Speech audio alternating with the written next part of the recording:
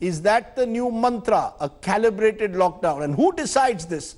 The Prime Minister or Chief Minister? Several Chief Ministers today have reportedly said they should have the right to decide how the lockdown in their states will be taken forward.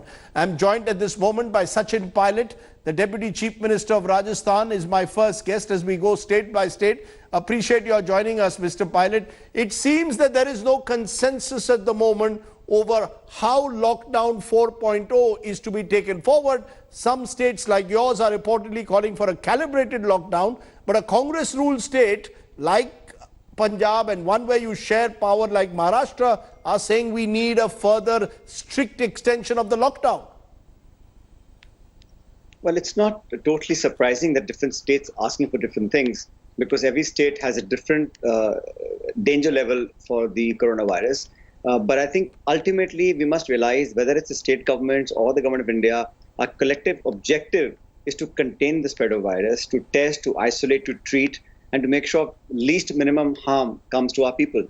For that to happen, I think there has to be more flexibility given by the government of India to allow states, because even within a state, Rajdeep, there are different situations prevailing in different districts.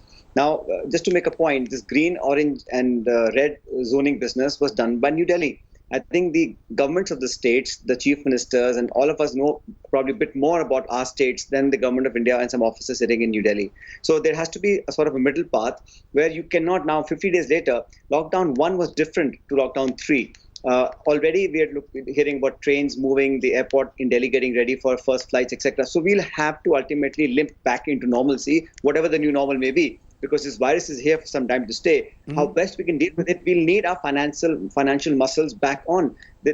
After a point, a country as big as India cannot really just sit at home because we need to get the economic activity going. And for that, we need to allow movement of people in a limited green zone areas. So we'll have to be careful and calibrated in how we open up. But ultimately, we're going to engage our people meaningfully, safely, and that should be the priority both of state governments and the government of India. You know, Sachin Pilot, let's look at the practicality of it all. Today, the Prime Minister reportedly in his opening remarks said one of the fears that he and the government of India had was if the COVID-19 virus spreads into rural India. It hasn't as yet.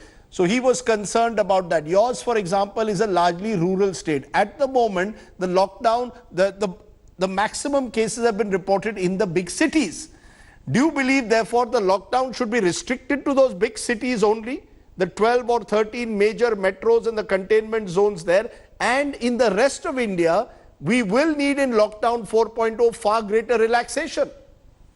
I think that should be the most practical way to move forward because like in Rajasthan, the only silver lining is that we don't have infections in the rural areas. But mind you, I don't want to be the devil's advocate, Rajdeep, but one bad week for us, can change the entire dynamics. So one has to be overly careful. Right now, rural parts of India and Rajasthan also are quite safe as of now. But if we loosen our guard, if we allow these containment zones in the cities to have traffic movement and movement of people, in fact, just now, some outskirts of Jaipur have reported 2 or 3 cases, which is, something we're looking at. But I think we'll have to contain the red zones very, very harshly. We just cannot allow any movement of people or vehicles out of those red zones because once that infection spreads into the hinterland, then we have absolutely minimum capacities of healthcare to look after those infected patients. So the idea of lockdown, that it's not a cure for the coronavirus. It's basically buying us time so we can manage our resources and our hospitals and our ventilators to be able to meet the challenge. And by flattening the curve, all we're doing is postponing and giving us time and space and more elbow room to deal with it more effectively. Ultimately, until we get community immunity, herd immunity or vaccination, we can't see the end of coronavirus. So we'll have to really, I think, open up our economic activities in the safest way possible, take state governments on board. I think this confrontationalist attitude is not going to help anybody. We have to be collective in our thinking. We have to be unified and focused on what we want. And we have to learn to live with this, unfortunately. A lot of chief ministers today have said the words that you just used, live with coronavirus. Now, no one is clear what that means. Is there a threshold beyond which state governments will not be willing to take the risk of the number of deaths increasing? At the moment, the mortality rate and the number of deaths seem to be reasonably under control. Is there a fear among states? Why is no state government, barring Delhi today, willing to bite the bullet and saying, look, outside the containment zones, let's start all economic activity. Today, Mr. Kejriwal was the one chief minister who reportedly said that. Others were more cautious. What is it that you all fear at the moment? I think we should not allow complacency to set in. Already there's a fatigue. The number of times you would wash your hands 1 month ago is probably less now. It's just human nature. So I just feel personally that any sense of complacency may, push us to a point of no return. Therefore, we have to be overly careful. At the same time, we've got to allow people to get work. For example, in Rajasthan, now we've allowed work in Narega to start in last 2-3 weeks. From 60,000 people engaged in labor in Narega, today we have 24 lakh. So we're giving people jobs to do, social distancing is maintained, individual works are being given priority, people are given cash in the hands. So that economic kickstarting of the economy has already happened in Rajasthan, and we're well on our way to pushing that number even further. So you'll have to find some innovative ways, some tried and tested ways to keep people engaged economically, keep our supply chains unbroken, make sure that our hospitals are not overwhelmed, and the red zones or the containment zones, really, I think no compromise on that. But the green and the so-called safe zones, one must allow some travel, some activity, because don't forget, it's very easy to lock down. It's almost as difficult to open it up again with all the preconditions and precautions that we have to undertake. I want to ask you this though, who takes that decision? Should it be, some chief ministers today reportedly said that, like Amrinder Singh in Punjab, that leave it to us. We will decide what are our red, green and orange zones. We don't want to be dictated by Delhi. Delhi has brought in as many as 450 notifications in the last 7 weeks. Do you believe that it should now be left to individual chief ministers and state governments to decide how much they want to open up? You see, as a national government, it is the job of the government of India to give support, facilitate, help, guide, information, collaboration with international institutions, etc. That knowledge and that strength must be given. But the finer detailing of which ward, which district, which block should be green or should be red, that decision, I think, should be done by the state government because they know best, because they're dealing with it.